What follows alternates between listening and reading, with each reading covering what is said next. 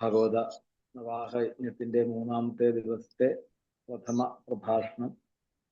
ഭാഗവതഹംസം മല്ലൂർ ശങ്കരൻ നമ്പൂതിരിയുടെ ശ്രാദ്ധത്തോടനുബന്ധിച്ച് വർഷാവർഷം നടന്നു വരുന്നതായിട്ടുള്ള യജ്ഞത്തിലെ മൂന്നാം ദിവസത്തെ പ്രഥമ പ്രഭാഷണത്തിനായിക്കൊണ്ട് പുരഞ്ജനോപാഖ്യാനത്തിന്റെ ആദ്യത്തെ അധ്യായം 25-ാമത്തെ അധ്യായമാണ് ഗുരുവായൂരപ്പൻ സെലക്ട് ചെയ്ത് അത് നമുക്ക് പറഞ്ഞു തരുന്നത്.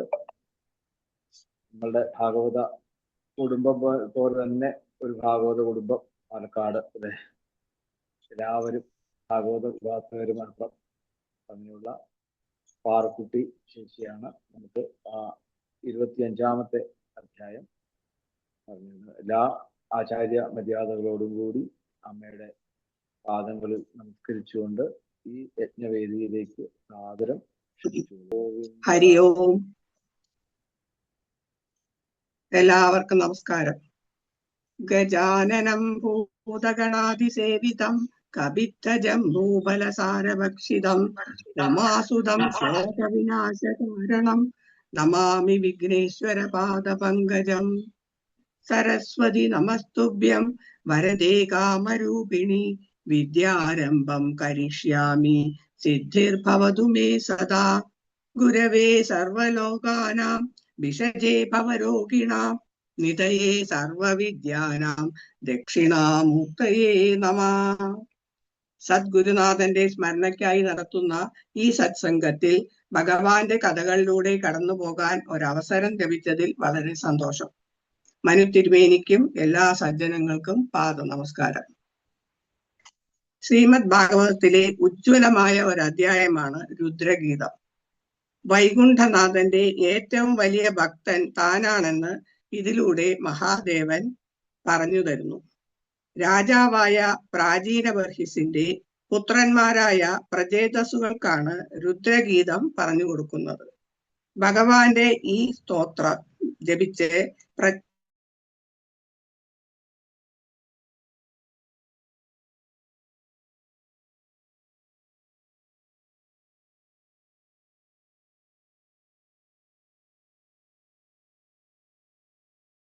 നിറച്ചുകൊണ്ടിരിക്കുന്ന മഹാത്മാവാണ് പ്രാചീന ബർഹിസ്. ഒരു സപ്താഹത്തിന്റെ സമർപ്പണ ദിവസം വൈകിട്ട് അടുത്ത സപ്താഹത്തിന്റെ തുടക്കം മാഹാത്മ്യം എന്ന് ആചാര്യന്മാർ പറയുന്നത് പോലെ ഒരു യാഗം തീരുന്നതിന്റെ പിറ്റേന്ന് ദർഭ വിരിച്ച് അടുത്ത യാഗം ആരംഭിക്കും. എല്ലാവരും അദ്ദേഹത്തെ വാനോളം കീർത്തിക്കും. ഒരിക്കൽ രാജധാനിയിൽ എത്തിച്ചേർന്ന നാരദ മഹർഷി രാജാവിനോട് ഇപ്രകാരം ചോദിച്ചു: അങ്ങ് ഈ കർമ്മം കൊണ്ട് എന്ത് ശ്രേയസ്സാണ് ആഗ്രഹിക്കുന്നത്? ശ്രേയസ് എന്നാൽ ദുഃഖശാന്തി, സുഖലബ്ധി എന്നതാണ്. അത് ഈ കർമ്മങ്ങളിലൂടെ ലഭിക്കില്ല രാജാവേ. ഇതുകേട്ട് ബുദ്ധി തെളിഞ്ഞ പ്രാചീന ബർഹിസ് ഇപ്രകാരം നാരദ മുനിയോട് പറഞ്ഞു: എന്നെ പോലെ ഗൃഹകാര്യങ്ങളിൽ മാത്രം മുഴുകി കേമനാവാൻ ശ്രമിക്കുന്നവന് ജ്ഞാനം എന്താണ് എന്ന് അറിയാൻ കഴിയുന്നില്ല. ഈ കർമ്മങ്ങളിൽ നിന്ന് മുക്തനാവാൻ പരമമായ ജ്ഞാനം അങ്ങ് ഉപദേശിച്ചു തരൂ. എല്ലാവർക്കും നന്മകൾ ഉണ്ടാവാൻ ആഗ്രഹിക്കുന്ന നാരദ മഹർഷി ആദ്യം രാജാവിന് ഒരു രംഗം കാണിച്ചു കൊടുക്കുന്നു. നോക്കൂ, യജ്ഞങ്ങളിൽ അങ്ങ് വധിച്ച പരസഹസ്രം യജ്ഞപശുക്കൾ ക്രോധത്തോടെ കൊമ്പുകൾ കുലുക്കി മരിച്ച് പരലോകത്ത് ചെല്ലുമ്പോൾ അങ്ങയെ കുത്തിക്കീറാനായി കാത്തിരിക്കുന്നുണ്ട്. വല്ലാതെ ഭയന്ന പ്രാചീന ബർഹിസിന് നാരദ മഹർഷി പണ്ടത്തെ ഒരു കഥ പറഞ്ഞു കൊടുക്കുന്നു. കഥ കേൾക്കാൻ നമ്മൾക്കും ഇഷ്ടം തന്നെ. പണ്ട് പുരഞ്ജനൻ എന്നു പേരോടുകൂടിയ കീർത്തിമാനായ ഒരു രാജാവ് ഉണ്ടായിരുന്നു. അദ്ദേഹത്തിന് വിശ്വസ്തനായ ഒരു കൂട്ടുകാരനും ഉണ്ടായിരുന്നു. പേരും പ്രവൃത്തികളും ആർക്കും അറിയില്ല. പുരഞ്ജനൻ തനിക്ക് ഒരു വാസസ്ഥലം അന്വേഷിച്ച് ഭൂമി മുഴുവൻ നടന്നു. കാമങ്ങളെ കാമിക്കുന്ന അദ്ദേഹത്തിന് ഭൂമിയിലെ പുരങ്ങളൊന്നും ഇഷ്ടപ്പെട്ടില്ല. നിരാശനായി അദ്ദേഹം ഒരിക്കൽ ഹിമവാന്റെ താഴ്വരയിൽ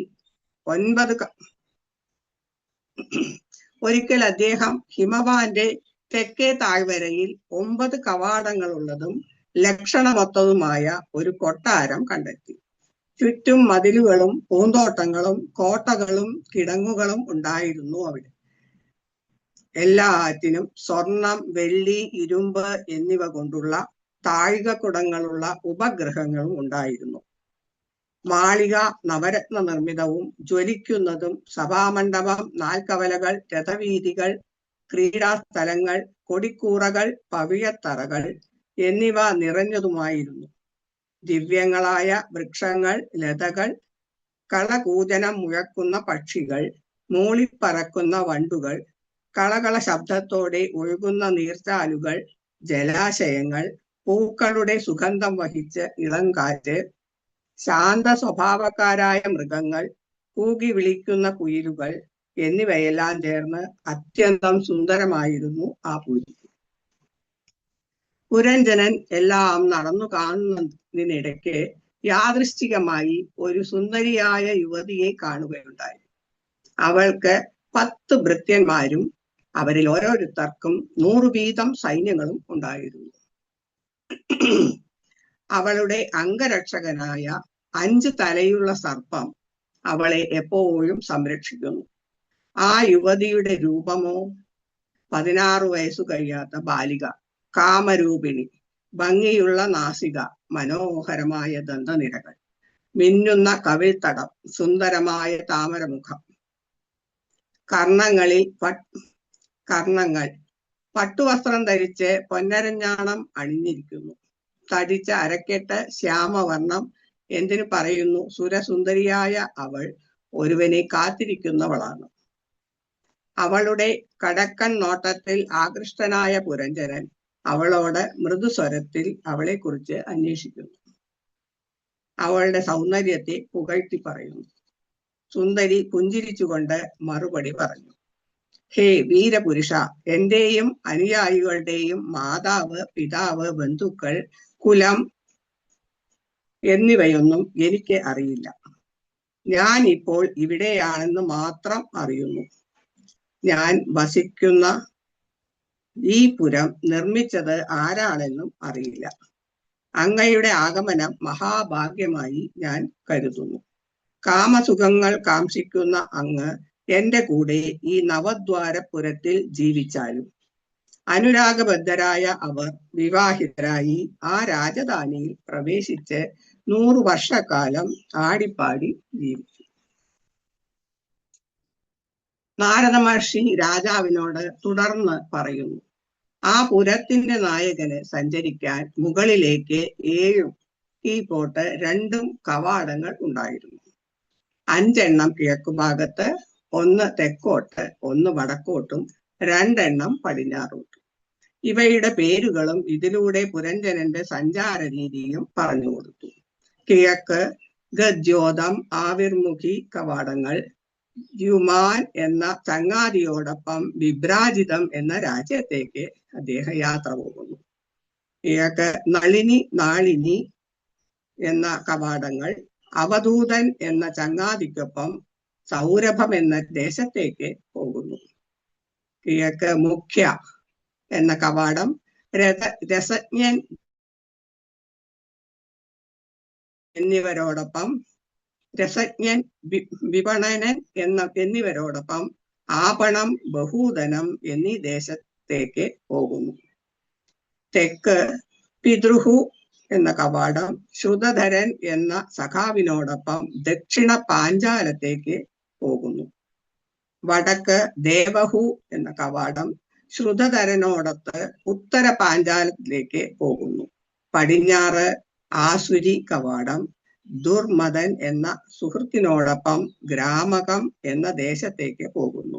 പടിഞ്ഞാറ് നിരതി എന്ന കവാടം ലുബ്ധകനോടൊപ്പം വൈശസ ദേശത്തേക്ക് പോകുന്നു. ഈ പുരിയുടെ ഇടയിൽ നിർവാക്, പേശസ്കൃത് എന്നീ 2 സ്ഥലങ്ങളുണ്ട്. പുരഞ്ജനൻ ഇവ കൊണ്ട് സഞ്ചരിക്കുകയും പ്രവർത്തിക്കുകയും ചെയ്യുന്നു. പുരഞ്ജനൻ വിഷൂജനൻ എന്ന ചങ്ങാതിക്കൊപ്പം അന്തഃപുരത്തിൽ പ്രവേശിച്ച് ഭാര്യ പുത്രാദികളാൽ ലഭിക്കുന്ന മോഹം, പ്രസാദം, ഹർഷം എന്നിവ ആസ്വദിക്കുന്നു. ഇങ്ങനെ കർമാസക്തനും കാമത്താൽ വഞ്ചിക്കപ്പെട്ടവനുമായ പുരഞ്ജനൻ അജ്ഞനായി തന്റെ ഭാര്യയെ അനുസരിക്കുന്ന കളിപ്പാവയായി മാറി. അവൾ ചെയ്യുന്ന പ്രവർത്തികളെ അനുസരിച്ച് ജീവിച്ചു. ഭാര്യയാൽ വഞ്ചിതനായി തനിക്ക് ഇഷ്ടമില്ലാത്ത കാര്യങ്ങൾ അവളുടെ സന്തോഷത്തിനായി ചെയ്ത് ഒരു ക്രീഡാമൃഗത്തെ പോലെ ജീവിച്ചു എന്ന് നാരദർ പറഞ്ഞു. ശ്രീമദ് ഭാഗവതത്തിലെ പുരഞ്ജനോപാഖ്യാനം എന്ന കഥയുടെ തുടക്കം ഭാഗമാണ് ഞാൻ ഇത്രയും നേരം പറഞ്ഞത്. മോഹങ്ങൾക്ക് പിന്നിൽ ഓടുന്ന മനുഷ്യന്റെ ജീവിതമാണ് ഇവിടെ വർണ്ണിക്കുന്നത്. ഇവിടെ മനുഷ്യന്റെ ജീവിതത്തിൽ ജീവൻ എങ്ങനെ മനുഷ്യനായി ശരീരം സ്വീകരിച്ച് ഈ ഭൂമിയിൽ ജീവിച്ച് അവസാനം മരണശേഷം തിരിച്ച് ഭഗവാനിലേക്ക് പോകുന്നു എന്നത് പ്രതീകാത്മകമായി ജീവനെ പുരഞ്ജനൻ എന്ന പേരിലും നമ്മുടെ ശരീരത്തെ 9 കവാടങ്ങളുള്ള കൊട്ടാരമായും ചിത്രീകരിച്ചിരിക്കുന്നു. കർമ്മടന്മാരായ നമ്മളെ എങ്ങനെ കർമ്മ വിമുക്തി നേടി ഭഗവാനിലേക്ക് എത്താം എന്നാണ് ഇതിലൂടെ നമുക്ക് പറഞ്ഞു തരുന്നത്. ആത്മതത്വം പറഞ്ഞു തന്ന് എവിടെ നിന്ന് വന്നുവോ അവിടേക്കു തന്നെ എങ്ങനെ തിരിച്ചു പോകുന്നു എന്ന് നാരദ മഹർഷി ഉപദേശിക്കുന്നു. സുഖം അനുഭവിക്കാൻ യാത്ര പുറപ്പെട്ട ജീവാത്മാവ്, തന്നെ വിളിച്ചില്ലെങ്കിലും കൂടെ അനുഗമിക്കുന്ന പരമാത്മാവ്, പല പല ജീവികളായി ജന്മമെടുത്ത് സുഖത്തിന് പിന്നാലെ പോയി അവസാനം മനുഷ്യ ശരീരം സ്വീകരിച്ചു. ബുദ്ധിയുടെ പ്രതീകമാണ് പുരഞ്ജനി. ഇവിടെ ജീവാത്മാവ് ബുദ്ധിയോടുകൂടി ചേരാൻ ആഗ്രഹിച്ചു. 5 തലയുള്ള സർപ്പം, പഞ്ചപ്രാണൻ ഈ ശരീരത്തിന്റെ കാവൽക്കാരൻ. ഇവിടെ ബുദ്ധി പറയുന്നത് പോലെ അനുസരിച്ച് നടന്നു ജീവാത്മാവ് അഥവാ മനസ്സ്. നാരദ മഹർഷി തുടർന്ന് എന്തുണ്ടായി എന്ന് പറയുന്നു. ഒരിക്കൽ പുരഞ്ജനൻ ബുദ്ധി അറിയാതെ നായാട്ടിന് പോകണം എന്ന് തോന്നി. ജാഗ്രത്, സ്വപ്നം, സുഷുപ്തി എന്ന 3 അവസ്ഥകളെ പറ്റി ഇവിടെ പറയുന്നു. സ്വപ്നാവസ്ഥയാണ് നായാട്ട്. അതിന് ബുദ്ധിയുടെ സഹായം വേണ്ട. ഇണങ്ങിയ ബുദ്ധിയെ പറഞ്ഞ് സമാധാനിപ്പിച്ചു വീണ്ടും ബുദ്ധിയുടെ അടിമയായി ജീവിക്കുന്നു ജീവൻ. ശരീരം കാലക്രമേണ രോഗബാധിതമായി. കാലപ്രതീകമായ ചണ്ഡവേഗൻ ആക്രമിച്ചു. പ്രാണന്റെ ബലമായ 5 തലയുള്ള സർപ്പം ഇവിടെ ഇല്ലാതാകുന്നു. വീണ്ടും വാർദ്ധക്യത്തിൽ ചണ്ഡവേഗനും കാലയവനും അനുജൻ പ്രജ്വലൻ സഹോദരി ദുർബകയും ആക്രമിക്കുന്നു. ശരീരത്തിലെ പ്രാണനും ശക്തി കുറഞ്ഞു. ക്ഷയിച്ചുകൊണ്ടിരിക്കുന്ന ശരീരത്തിലെ പ്രാണനും ശക്തി കുറഞ്ഞ് ക്ഷയിച്ചുകൊണ്ടിരിക്കുന്ന ശരീരം വിട്ട് പോകുന്നു. മരണസമയത്തും ചിന്ത പോയത് പരമാത്മാവിനെ കുറിച്ചല്ല, ബുദ്ധിയെ കുറിച്ചാണ്.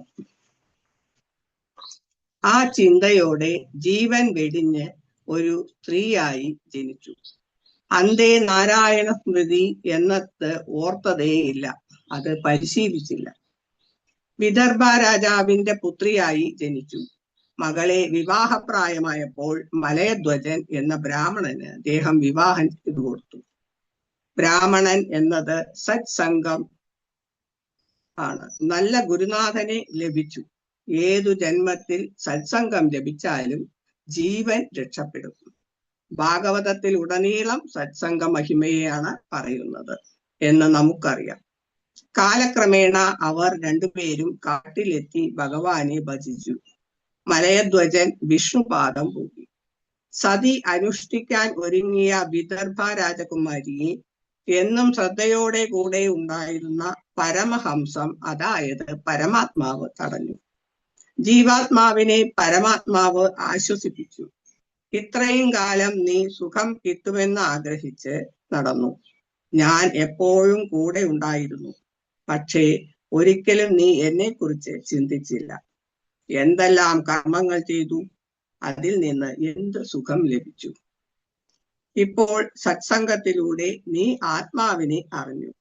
ഇനിയും ഒരു ജന്മം കൂടി വരാതെ നമുക്ക് രണ്ടുപേർക്കും കൂടി എവിടെ നിന്ന് നീ വന്നുവോ അവിടേക്ക് തന്നെ തിരിച്ചു പോകാം എന്ന് പറഞ്ഞപ്പോൾ ജീവന് കാര്യം മനസ്സിലായി. അവർ പരമഹംസമായി ഭഗവാനിലേക്ക് തിരിച്ചുപോയി.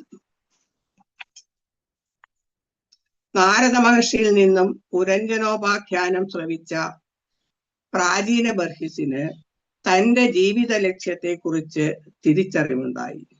കർമ്മം കൊണ്ട് മാത്രം മോക്ഷം ലഭിക്കില്ല. കർമ്മം ചെയ്യുന്നത് എന്തിനാണ്? കർമ്മ വിരക്തി വരുവാനാണ് എന്ന് മനസ്സിലാക്കി. നമ്മുടെ എല്ലാം ഭാഗ്യം സത്സംഗം തന്നെയാണ്. രാജാവ് ഭഗവത് ഭജനത്തിലേക്ക് തിരിഞ്ഞു. കാട്ടിൽ പോയി തപസ്സു ചെയ്ത് ഭഗവാനിലേക്ക് പോയി ചേർന്നു. സത്സംഗം നമുക്ക് നൽകുന്ന ഗുരുനാഥന്മാരെ വന്ദിച്ചുകൊണ്ട് എൻ്റെ ഈ വാക്കുകൾ സമർപ്പിക്കുന്നു.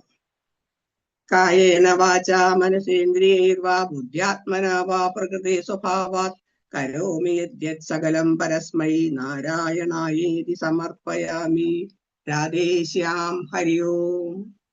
രാവിലത്തെ പ്രഥമ പ്രഭാഷണം വളരെയധികം ഹൃദ്യമായിരുന്നു. ശരിക്കും ഒരു ഇടതടവില്ലാതെ പുരഞ്ജന്റെ കഥ ഇങ്ങനെ അല്ലേ, നമ്മളിങ്ങനെ കുട്ടികൾക്ക് പറഞ്ഞു കൊടുക്കുന്നവർ അതിങ്ങനെ ആ ഒരു താളത്തിൽ ഇങ്ങനെ കേട്ടോണ്ടിരിക്കുക. വളരെയധികം സന്തോഷം.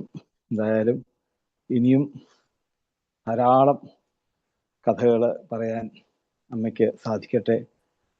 പാരായണം ചെയ്യാനും സത്സംഗങ്ങൾ ഒക്കെ ധാരാളം പങ്കെടുക്കാനും ഒക്കെ ഭഗവാൻ അവസരങ്ങൾ ധാരാളം തരട്ടെ. അതിനുള്ള ആയുസ് ആരോഗ്യം ഒക്കെ ഗുരുവായൂരപ്പൻ നൽകട്ടെ എന്ന് എല്ലാവർക്കും വേണ്ടിയിട്ട് ആ കണ്ണൻ്റെ മുമ്പിൽ ആത്മാർത്ഥമായിട്ട് പ്രാർത്ഥിക്കുന്നു.